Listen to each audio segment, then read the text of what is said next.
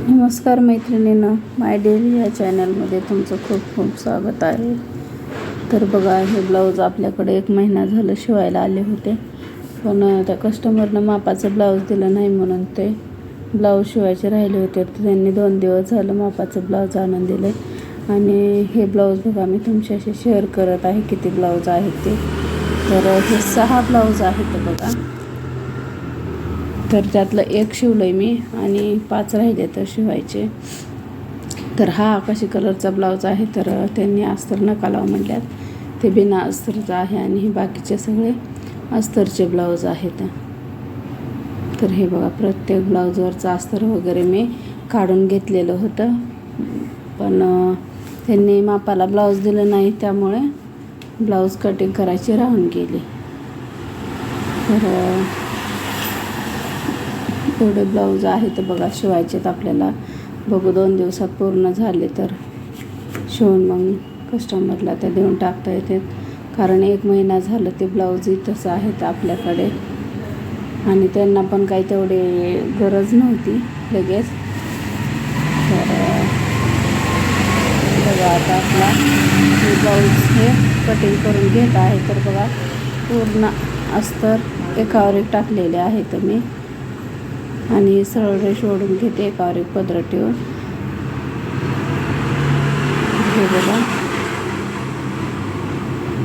एकाच कस्टमरचे जर ब्लाऊज असतील ना, तर असेच अस्तर एकत्र कट करून घ्यायचे आणि नंतर मग अस्तरचे पार्ट वेगळे वेगळे करून मग प्रत्येक ब्लाऊज पीस वेगळा वेगळा कट करून घ्यायचा. तर बघा, इथं 1 इंच वाढवलेली आहे मी रुंदी आणि बघा, हा फ्रंटच्या भागाला पण मी रुंदी वाढवते, म्हणजे कसं जेणेकरून मार्जिन राहील साईडला, कारण ही 34 पॅटर्न आहे आणि छाती आहे 35ची.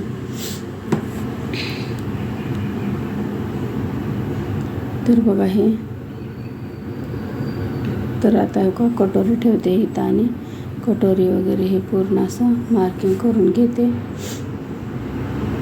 आणि नंतर मग हे क्रॉसपट्टी पण ठेवते आणि व्यवस्थित मार्किंग करून घेते अशी. आणि खालच्या भागामध्ये बाही काढता येईल तर आधी कट करून घेते. पण हे बघा, कटिंग करताना ना माझी कात्रीच व्यवस्थित चलत नव्हती. मग माझ्याकडे दुसरी एक आहे 10 नंबरची कात्री आणि ही मशीनवर वापरते मी रेग्युलरची, ती आहे 9 नंबरची.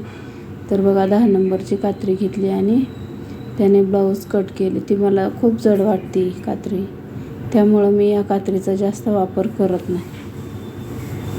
तर बघा, हे क्रॉसपट्ट्या फ्रंटचा भाग घेतला काढून. आता एक क्रॉसपट्टी पण कट करून घेते, हे बघा. आणि नंतर मग हे आपलं फ्रंट जो आहे तो कट करते, म्हणजे कटोरी काढायला कट करायला व्यवस्थित येईल आपल्याला. तर हे बघा, पूर्ण अशी व्यवस्थित कटिंग करून घेतली.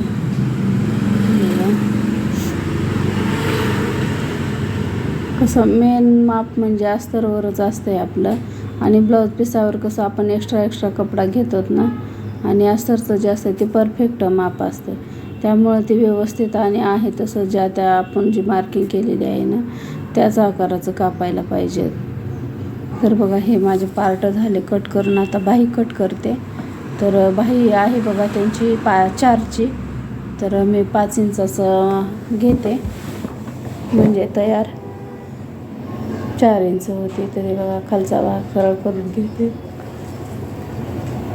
आणि रेडीमेड बाही आहे कात्रणावरची, तर ठेवून ती आखून घेतली आणि ही बघा पुढचा भाग कट करते. आणि हे पण बघा, पूर्ण बाही कट करून घेतली. तर बघा, आपल्या बाह्या वगैरे कट करून झालं बघा. एकत्र 5 अस्तर कट करून घेतले तर आणि जॉईंटसाठी तुकडे. तर बघा, आता हे सगळे पार्ट मी वेगळे करून घेते. फ्रंट, कटोरी, क्रॉसपट्टी, बॅक पार्ट, हे सगळे पार्ट वेगळे करून घेते, जेणेकरून कसं आता प्रत्येक ब्लाऊजवर हेच कात्रण टाकायचं, ज्या त्या ब्लाऊजवर, आणि ब्लाऊज पीस कटिंग करून घ्यायचा. तर हे बघा, पूर्ण कटिंग असं हे करून झालं. व्हिडिओ आवडला असेल तर लाईक करा.